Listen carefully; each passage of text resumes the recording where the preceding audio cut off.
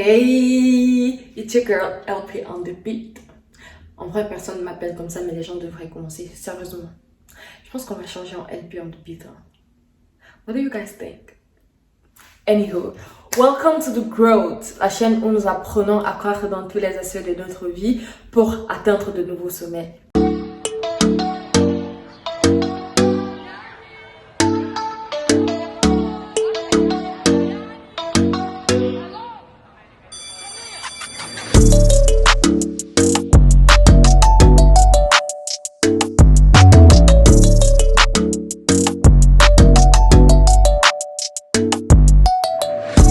Alors, tu t'es sûrement demandé, oui, qui est cette personne qui apparaît souvent devant ton écran et tout, genre follow me par-ci, follow me par-là, by the way, follow me. Et que franchement, c'est qui en fait, tu vois. Du coup, aujourd'hui, j'ai décidé de faire les choses dans le bien-être et tout, bon. Et me présenter. Donc, cette vidéo, ça va vraiment être un get to know me kind of video. Je vais te raconter ma vie en Afrique et comment je suis venue en Europe et voilà. Dans des prochaines vidéos, j'espère pouvoir te raconter mes expériences en Europe, voilà, mon vécu un peu, tu vois, les expectations versus reality kind of thing. Donc, si tu n'es pas encore abonné à The Growth, n'oublie pas de t'abonner s'il te plaît et active la cloche de notification pour ne rien manquer. Without further ado, let's get into it. Bon, alors, pour ceux qui ne le savent pas encore, ou si ce n'est pas clair à ma manière de parler, un genre, non.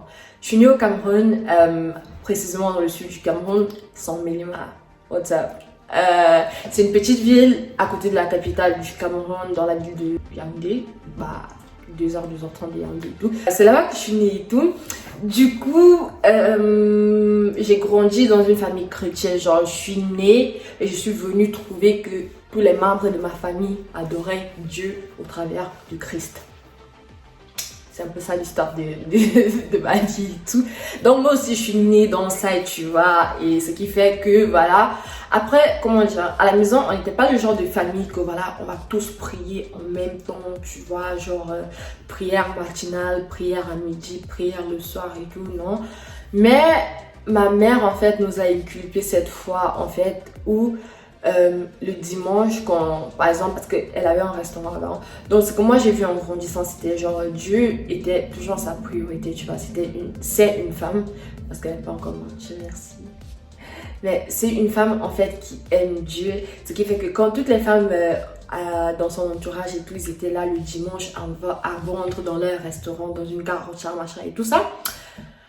Elle, en fait, elle fermait son restaurant, elle partait adorer son Dieu et tout ça, tu vois. Donc, moi, en grandissant sans me rendre compte, c'était vraiment des choses que, voilà, j'ai capté, tu vois. Comme pour dire, ma mère, en fait, elle nous amenait toujours à l'église, on voyait combien elle était généreuse avec les gens de l'église, en fait, comment elle faisait des dons à l'église, même quand elle est venue en Europe et que moi, je suis restée en Afrique et tout ça. Donc, c'était un peu comme ça qu'on a grandi, tu vois. C'était pas genre prière, machin, tout et tout. Mais elle nous modélait sa foi, en fait. C'est comme la manière qu'elle vivait sa foi me poussait moi à vouloir suivre sa manière de faire, entre autres. Et voilà, donc c'était vraiment église le dimanche, même si je comprenais pas grand chose et tout, mais j'étais des récits de fin d'année, de Noël et tout, pas que je suis dedans, l'association chrétienne des femmes, je suis dedans, la chorale, je suis dedans, bon là j'abuse un peu, mais j'étais dedans, tu vois, comme pour dire, Dieu et moi c'était fort, un genre. Et voilà. Donc ça c'est pour ma foi. Maintenant pour les études et tout, je suis pas allée à l'université, hein, on va pas se mentir et tout.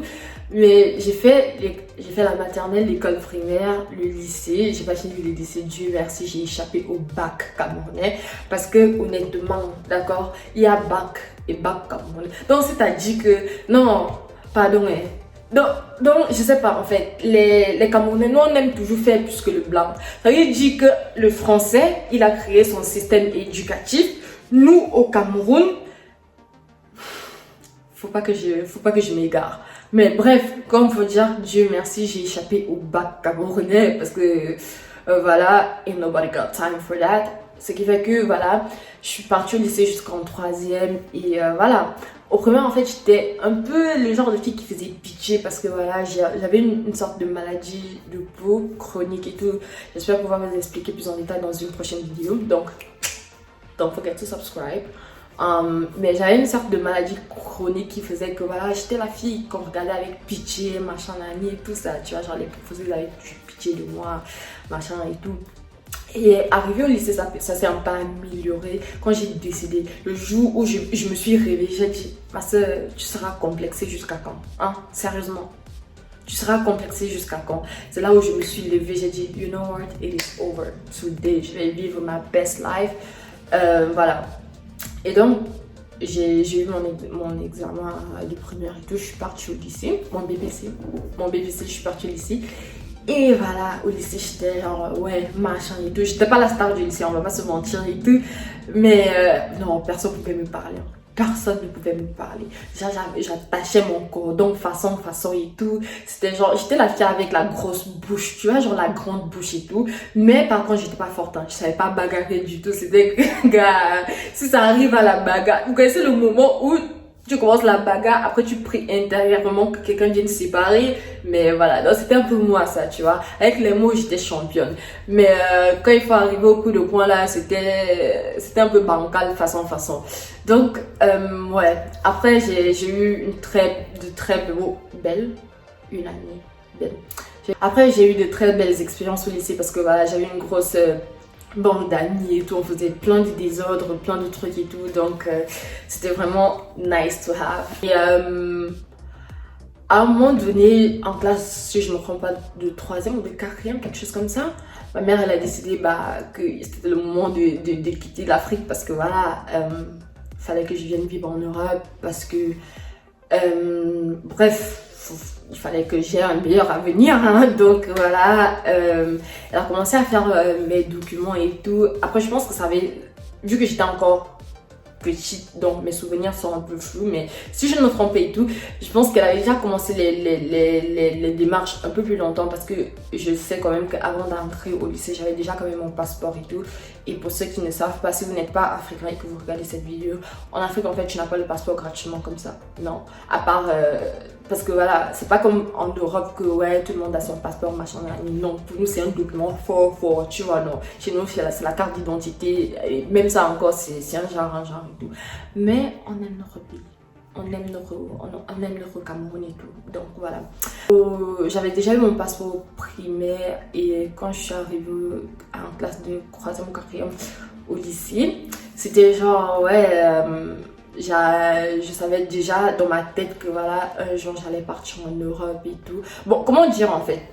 Là, c'est un peu plus compliqué à dire parce que déjà pour commencer, d'accord, quand je vivais ma vie au Cameroun et que je faisais mes études, c'était pas l'argent, oui, parce que ma mère est en Europe, moi aussi je vais partir en Europe. C'était pas ça mes plans en fait. Moi, dans ma tête, quand on me demandait à l'école qu'est-ce que tu veux devenir, moi c'était genre, c'était pas européen, non. Pour moi, en fait, il y avait cette vision de faire des études et tout, de partir à l'université, d'étudier la communication et de devenir journaliste.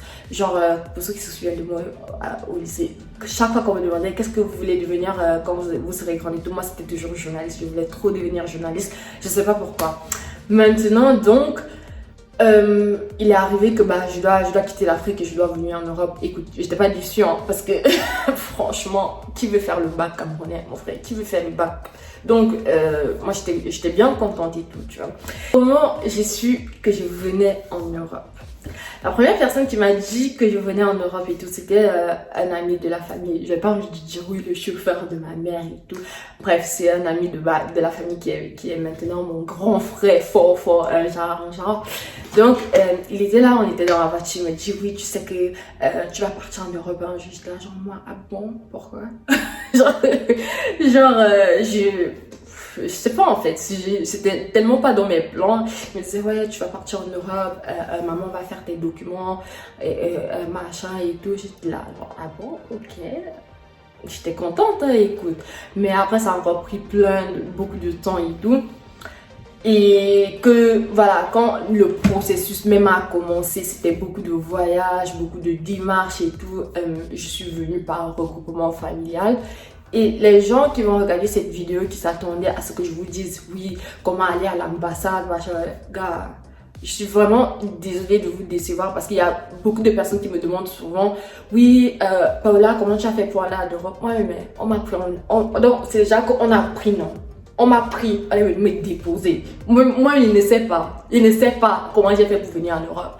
Mais par contre, là, une autre chose, ma participation, je vais vous la dire. Le reste, honnêtement, c'était ma mère et le plan de Dieu. I really can't lie. Donc, c'est un peu comme ça que ça s'est passé. On a commencé les démarches et tout. Entre temps, je continuais à aller à l'école. Et que, voilà, ça prenait du temps en fait. Je sais pas, je peux pas vous dire que oui, ça a pris 3 ans ou quelque chose comme ça parce que je risque de vous dire n'importe quoi. Mais ça a pris énormément de temps. Et je me souviens à un moment donné que mon frère, j'étais là, j'attendais. Hein, je voyais le bac camerounais qui ne faisait que se rapprocher. Je me disais, mais Seigneur, hein, ben, c'est pour quelle heure? Parce que là, honnêtement, déjà, aller faire, je sais pas si c'est pas le BPC. Je pense le BPC. Déjà, le BPC, je pense que c'est l'année prochaine. Donc là, maintenant, tu penses pas que c'est le moment de m'évacuer façon, hein? Donc, donc, après ça, je voyais que mes papiers tardaient en fait. Ma mère, elle était rentrée au pays. Normalement, on devrait retourner ensemble. Mais elle est repartie sans moi. Elle dit non, ce n'est pas mon chemin, mais Bengo voulait bloquer et tout. Du coup, je me suis mis dans une sorte de jeûne et prière. Je me souviens en tout cas que à ce moment-là, je ne sais pas si c'était la première fois que je jeûnais de toute ma vie et tout, mais j'ai vraiment jeûné pour cet instant-là. C'était 3 jours de jeûne, c'était pas séquent. C'était genre tu manges le matin, tu manges le soir et tout, parce que honnêtement, voilà. Mais comme pour vous dire, c'est vraiment quelque chose qui m'a demandé de la foi et des prières. Hein. C'est la première fois que je me souviens dans ma vie que voilà, j'ai dû persévérer dans la prière. Entre autres et tout, quoi. J'étais là, surtout qu'à cette période-là, mon petit frère était malade aussi. Donc là, étant petite comme ça, j'ai gêné pour ça, pour mes papiers et pour la santé de mon frère et tout. Et dans ma prière, j'ai dit à Dieu, Seigneur, écoute, si tu me donnes ce que je te demande là, de la même manière, d'accord, que je suis en train de te prier maintenant, en train de jeûner, quand je vais traverser, que je vais manger le hamburger, le cheeseburger et tous les burgers, après avoir enjoy ma vie, je vais encore jeûner 3 jours pour te dire merci en fait de ce que tu as fait pour moi, tu vois. Donc ouais, après avoir prié pendant cette période-là, je sais pas combien de temps ça a encore pris et tout, mais au final, un matin, j'étais là genre à la maison, je pense que c'était un samedi parce que j'étais pas partie à l'école et tout. Et voilà, mon frère il était en train de parler avec ma mère au téléphone et tout, genre après moi j'étais dans la chambre, j'étais dans le couloir de la maison, je me souviens avoir entendu une vague conversation de comme quoi, ah on a donné le visa à Paola, j'étais là genre, nah, this can't be true, you're kidding. Non. Après, il a continué à parler, Guys, je suis partie directement me mettre en genoux. J'étais là, genre, oui, Seigneur, merci, j'ai fait ma danse de chrétien. Genre, j'étais dans l'émotion en fait. J'étais tellement contente, j'étais en train de prier comme c'est tout. Après, quelques temps après, ni vu ni connu. Parce que ça veut faire qu'il a entendu par erreur. Donc, je suis pas partie le crier ou quelque chose comme ça. J'ai fait comme si je ne connaissais pas, tu vois. J'ai fait comme si j'étais pas au courant et tout. Et c'est une habitude que j'ai gardée jusqu'à aujourd'hui. Genre, moi, je suis le genre de personne, en fait. Tant que toi-même, tu ne portes pas ta bouche pour venir me dire quelque chose, je ne suis au courant de rien. Donc, c'est un peu comme ça que ça s'est passé. Et, il allait l'annoncer à ma grand-mère et tout. Après, il est venu me dire, alors là, donc quand je vous dis j'ai sursauté, j'ai sauté dans ses bras. Ah, là j'ai mal à force de sourire quand je repense à cet instant et tout. J'étais tellement contente et tout, laisse tomber. Et voilà, donc après ça, chap, ma mère a trouvé bon que voilà, de plus payer mes études au Cameroun, parce que voilà, l'école au Cameroun c'est pas gratuit, peut-être maintenant, mais à l'époque c'était pas gratuit et tout. Donc j'ai arrêté l'école et tout, je ne partais plus à l'école. Et quand les gens ont vu que voilà, je ne pars plus à l'école, ils étaient là genre oui, toi tu vas partir en Europe et tout. Donc c'est là que les faux amis sont sortis de leur couloir. Les garçons qui ne me calculaient pas avant, vous voyez, genre oui, tu vois, c'était devenu genre, ah Paola, toi quand j'étais... Donc j'ai toujours su que tu as quelque chose en toi, que quand je te vois, mon cœur danse la psycho. Mais en fait, c'était ce genre de vice, tu vois. Genre, tout le monde voulait devenir mon ami, tu vois, tout le monde voulait devenir copain, copine et tout. Mais I wasn't there. Sachant que ma mère m'a prévenu, genre, ma fille, donc tu fais. Donc, ma mère, elle m'a dit ça comme ça, tu fermes tes jambes. Ce n'est même pas que. C'est même pas le moment de jouer en fait. Je ne vais même pas entendre que j'ai dit oui, ma soeur, j'ai compris, c'est bon. C'est quoi? Donc, j'étais hyper prudente, je sortais plus, comment dire, je sortais plus de la maison, genre pour partir à l'école et tout, je traînais plus trop, machin et tout, j'étais focus sur mon avenir, sur ma destinée, sur une façon et tout quoi. Et donc, ouais, après ça, j'ai quitté ma ville natale, je suis allée vivre quelques temps, je pense 2 semaines à Yaoundé avec ma soeur et tout le temps de voyager. Donc j'ai passé ces quelques semaines à Yaoundé et après ça j'ai voyagé exactement le jour de mon 15e anniversaire. C'était comme si c'était mon cadeau d'anniversaire que ma soeur va monter dans l'avion parce que tu vas pas naître et mourir à 100 000 quand même, c'est quoi ça? Donc le jour de mon 15e anniversaire, c'est là que j'ai pris mon vol pour l'Europe. J'ai fait un voyage en compagnie et honnêtement, Dieu m'a gardé tout au long de mon voyage. C'était hyper bien passé. J'étais là, je voulais voir. Tu vois, la petite villageoise qu'on a ramassée au village et tout. Faut me respecter quand même. Donc j'étais là, je voulais voir et tout. Tu vois, genre, oui. Après, quand je suis venue arriver en Europe, bah, j'étais hyper contente. Une de mes motivations en fait première, c'était que voilà, déjà je savais que j'avais plus d'options ici qu'en Afrique, mais aussi le fait de franchement vivre avec ma mère parce que ça faisait, je sais pas si ça faisait plus de 10 ans quand même que ma mère elle avait quitté l'Afrique et tout. Donc à un moment donné me dire que je vais revivre avec ma mère maintenant cette fois-ci pour de bon, pour moi c'était quelque chose qui voilà, l'idée me plaisait bien et tout, donc j'étais hyper contente.